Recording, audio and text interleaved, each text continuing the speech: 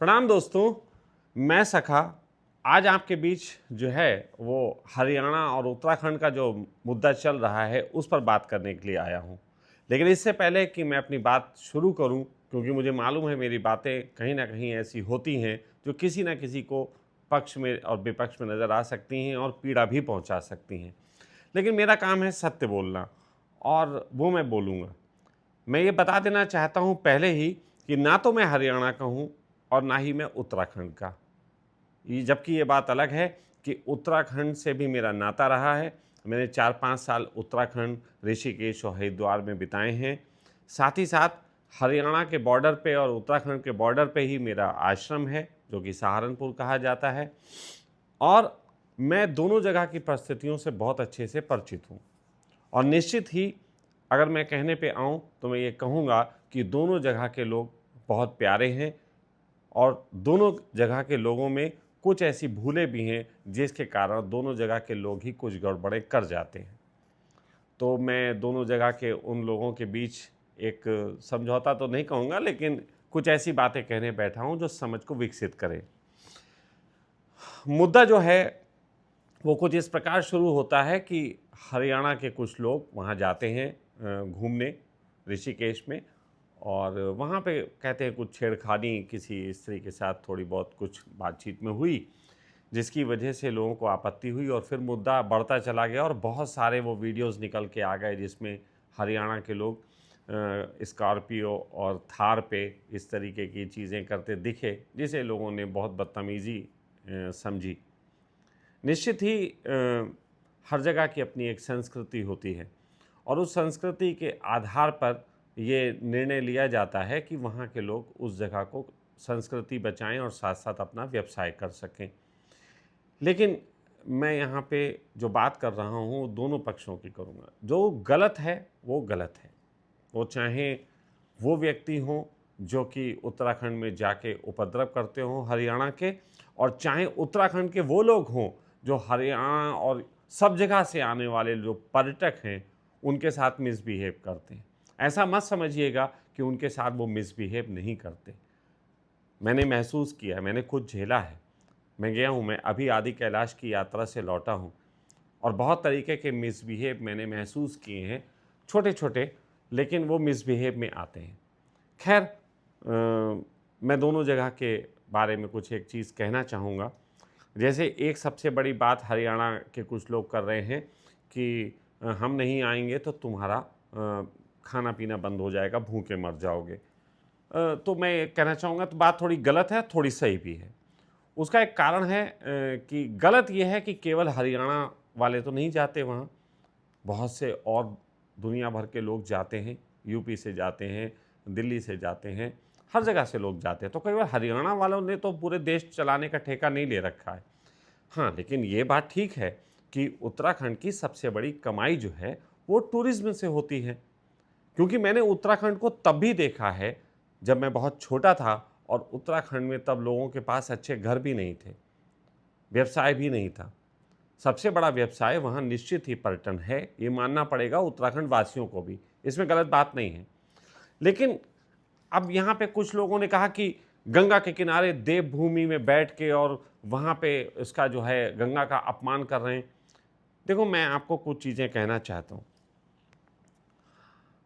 गंगा के किनारे बैठ के शराब पीने का अगर अपमान से लेना देना है, तो उत्तराखंड में ऋषिकेश की भूमि में जो इतने सारे साधु बैठ के गंगा के किनारे सुट्टा मारते हैं, उसको आप बड़े सम्मान से देखते हैं क्या? 95% साधु जो हैं वहाँ पे गांजा और भांग पी रहे हैं। ये चल रहा है वहाँ पे, उत्तराखंड में चल रहा है। और उत्तराखंड में धर्म के नाम पे ऋषिकेश में जितना बड़ा धंधा है, उतना बड़ा धंधा पूरे विश्व में कहीं नहीं है योग के नाम पे। ये मैं गारंटी से कह रहा हूँ, एक सन्यासी होने के नाते कह रहा हूँ, और हिंदू हूँ, और मुझे हिंदू होने पे गर्व है। लेकिन जिस तरीके से संस्कृति को बेचा जा रहा है, एक एक हफ्ते के कैंप लगा के विदेशियों को सर्टिफिकेट दे दिए जा रहे हैं योग मास्टर होने के, योग टीचर होने के, क्या ये संस्कृति का अपमान आपको दिखता है किसी को? वहाँ पे वेडिंग शूट हो रहे हैं, शादियों के शूट हो रहे हैं, ऋषिकेश में हो रहे हैं, क्या आपने कभी किसी ने रोका? नहीं रोका।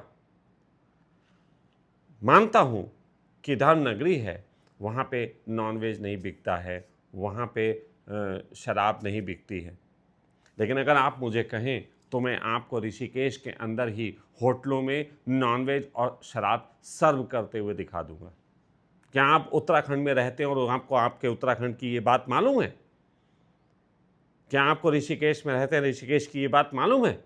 और अगर आपको नहीं मालूम है तो फिर आपको मालूम करनी चाहिए। दूसरी चीज, ऋषिकेश के अंदर की बात बताता हूं, केवल ऋषिकेश की ना करके चलो उत्तराखंड की बात बताता हूं।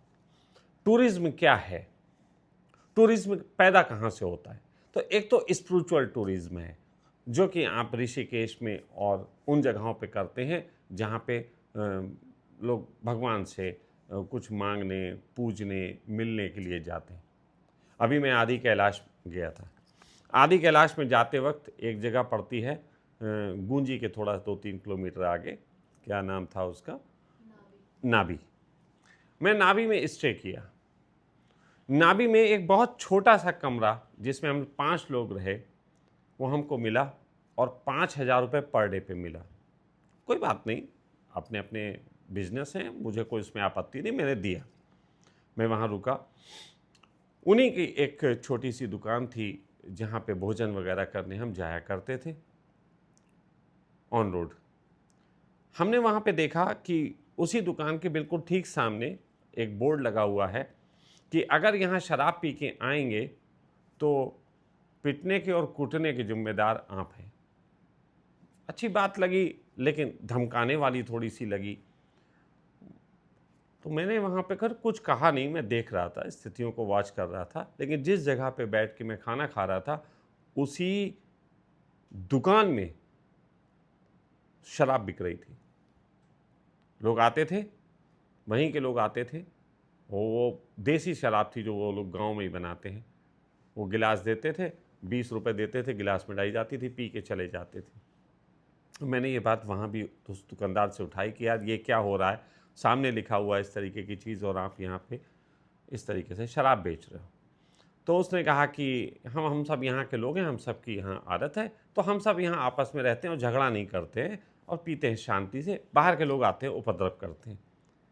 मुझे ये बात ठीक लगी कि सही बात है, लोग उपद्रव नहीं करें, लेकिन लोग उपद्रव किस स्थिति में नहीं करते हैं, उस चीज़ को थोड़ा समझना पड़ेगा।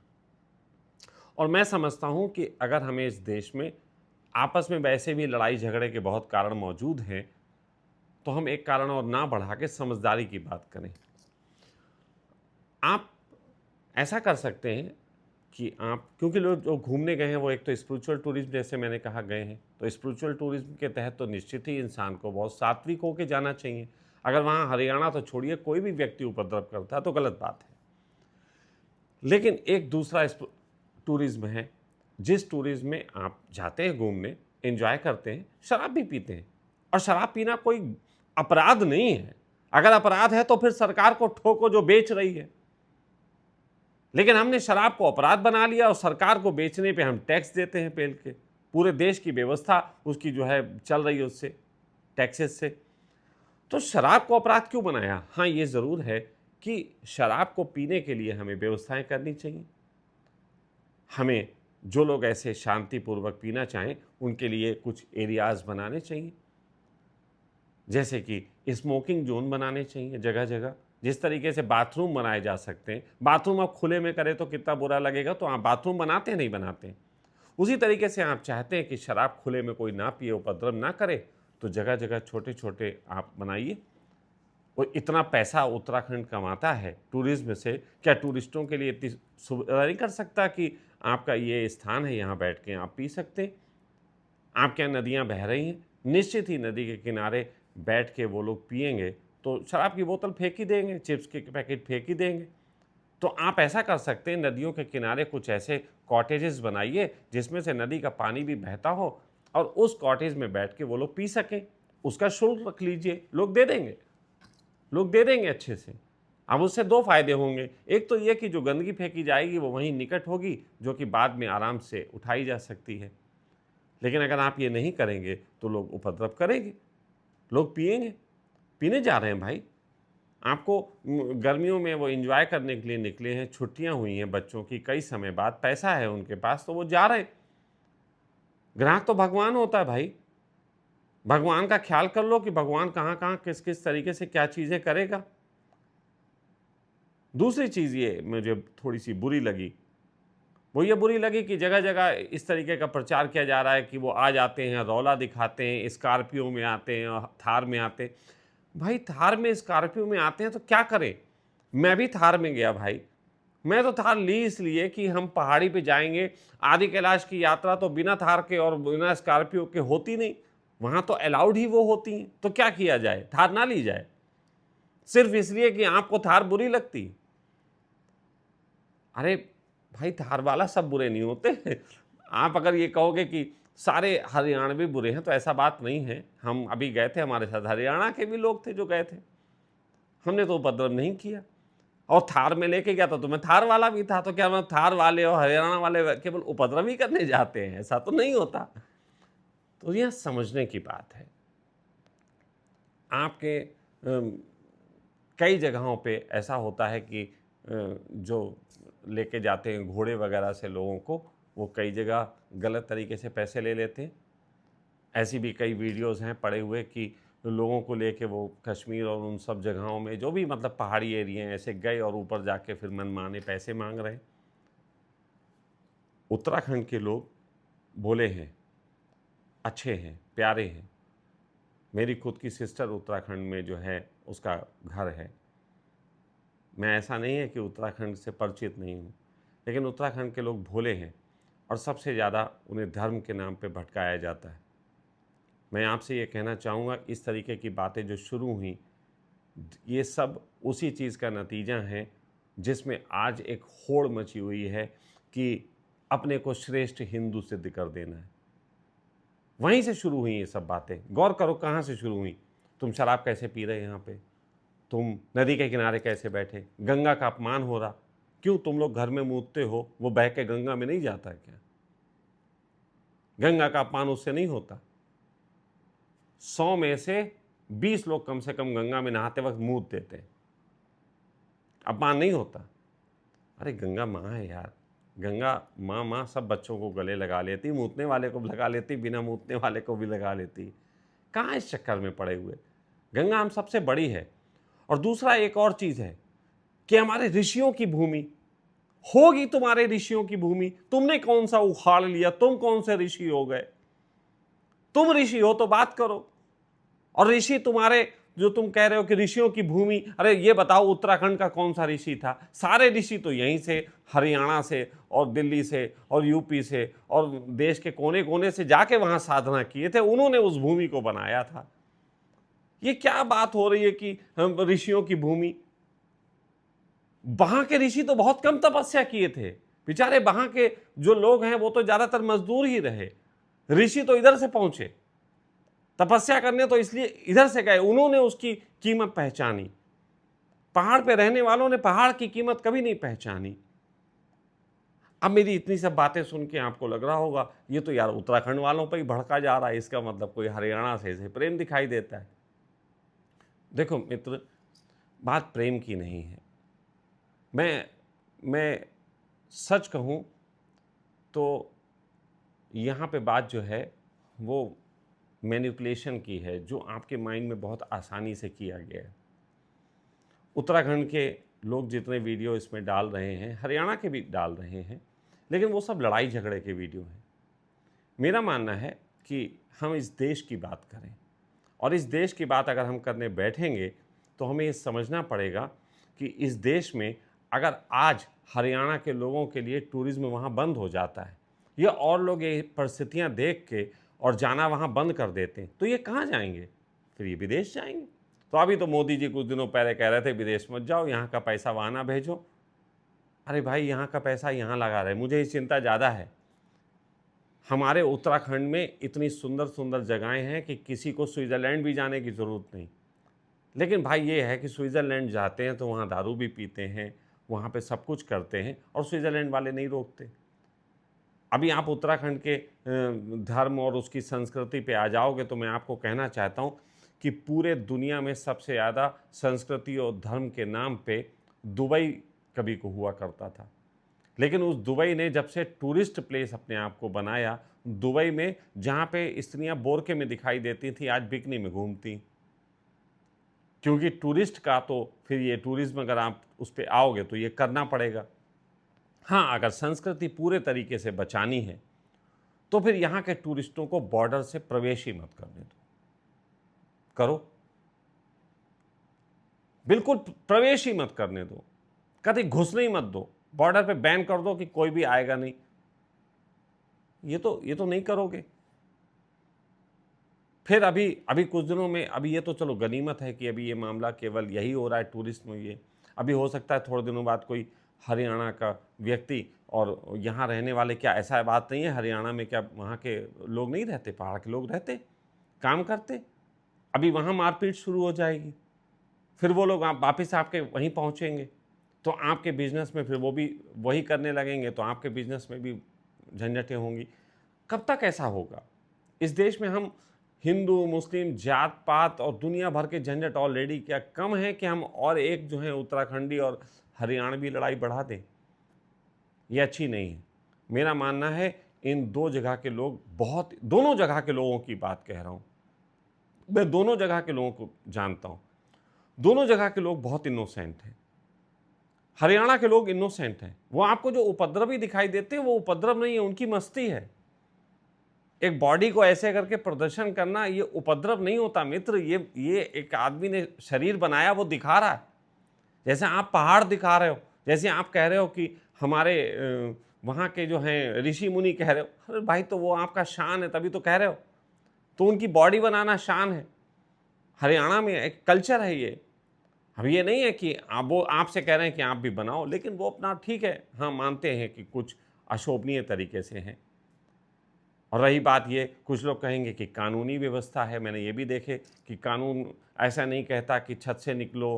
अरे यार कानून की तो बात मत करो, कहाँ कानून सब चल रहा है। आखिर वो सनरूफ क्यों बनाई गई थी? ये धूप खाने के लिए बनाई गई थी। अरे सनरूफ बनाई इसलिए जाती उसमें बाहर निकल के देख सकें। बड़ी मुश्किल से तो हमारे देश में युवा जाग के इतना हिम्मत भर हुआ है कि सनरूफ से निकल रहा है कि पैराग्लाइडिंग, क्या ऐसा सनरूफ से निकलना खतरा है तो पैराग्लाइडिंग में खतरा नहीं है? और पैराग्लाइडिंग से तो कितना काम होता है उत्तराखंड में, कितना रुपया उसमें जाते हैं लोग, पैराग्लाइडिंग में खर्च करते हैं। तो ये गलत बात है। साहस के अगर कोई काम कर रहा है, चाहे वो सनरूफ से निकलने का हो, चाहे वो पैराग्लाइडिंग का हो, चाहे वो मोटर, यार इनको थोड़ा सा वैल्यू मिलनी चाहिए।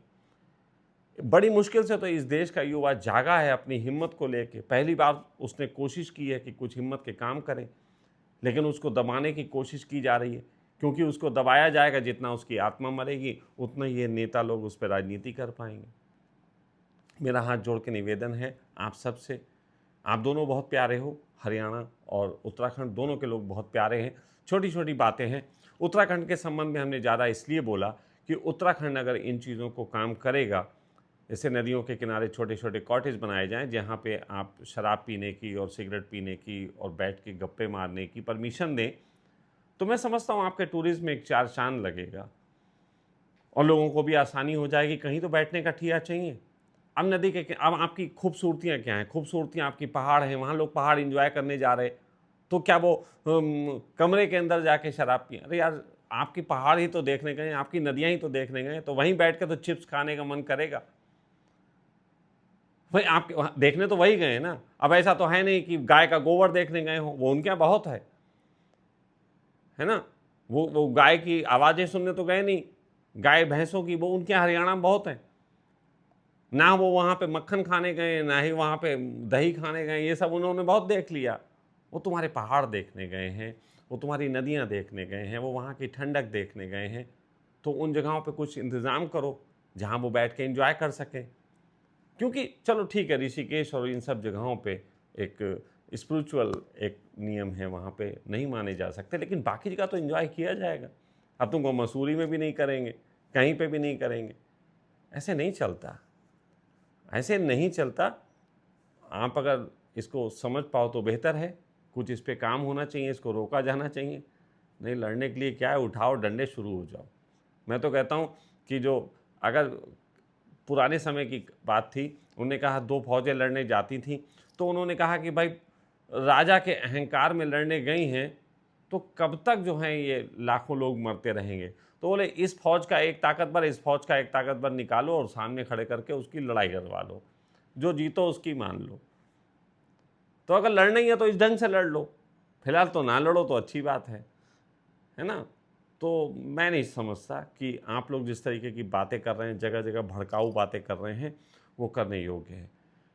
मैं फिर कहूँगा, अगर उत्तराखंड का कोई व्यक्ति आए और हरियाणा में उसके साथ झंझट हो तो निश्चित ही मैं उसके खिलाफ बोलूँगा। मैं हरियाणा की भी फिर बातें बताऊँगा, लेकिन बात तो इस समय वहाँ पहुँच के चीज़ें हो रही हैं ना। यहाँ का आदमी वहाँ जा रहा है, उत्तराखंड में जा रहा है, उत्तराखंड वालों के साथ विवाद हो रहा है, इसलिए मुझे उत्तराखंड पे ज़्यादा बोलना पड़ा। हरियाणा वालों की तो सिर्फ यही गलती है कि वो बॉडी दिखाना और थार और स्कॉर्पियो लेके जाना और एक आध जगह बैठ के शराब पीना, तो उसके मैंने सारे रीजंस बता दिए। तो उसमें शराब पीना कोई अपराध नहीं है, सरकार बेचती है। स्कॉर्पियो चलाना अपराध नहीं है, सरकार बेचती है। और पहाड़ों पे तो आप ही कहते हो कि आओ अगर ऑफ रोडिंग तो स्कॉर्पियो और वो लेके आना, वरना हम करने नहीं देंगे। तो भाई ये सारे मुद्दे थे, मुझे लगा इस पे बोला जाए। हाँ, वो लड़की और छेड़ने वाली बात वो कानूनी मुद्दा है, जिसने गलत किया उसे निश्चित पूरा तुरंत जेल भेजो, उसको खुद भी पीटने की क्या ज़रूरत है ना, जेल भेजो। अब तुम कहो नहीं हम ही निपटेंगे, तो फिर कानून बंद करो यार, वहाँ पे अदालतें बंद कर दो, निपट लो आपस में खुद ही, मुझे वो भी आपत्ति नहीं है, निपट लो फिर। लेकिन कानून का नाम क्यों लेते हो, फिर हटाओ कानून को। लेकिन कुल मिला के मुझे ये बात अच्छी नहीं लगी। मैं अभी रिसेंटली ही लौटा हूँ उत्तराखंड से यात्रा करके, और बहुत अच्छी मेरी जर्नी मैं मानूंगा रही। हाँ, कुछ छोटी छोटी चीज़ें थीं जो मुझे दिखी, मैंने कहीं कुछ नहीं, क्योंकि मैं इस बार जिस यात्रा पे निकला था सोच के ही गया था कि मैं इस बार कुछ भी शिकायत नहीं करूँगा, जैसा है वैसा देख के आऊँगा। शिकायत करने लायक बहुत बातें थीं, लेकिन नहीं करूँगा, उनकी बातें हटा देता हूँ। तो कुल मिला के आपको संस्कृति बचानी है तो बहुत और तरीके हो सकते हैं। संस्कृति के साथ साथ आपको व्यवसाय भी बचाना है। प्रणाम।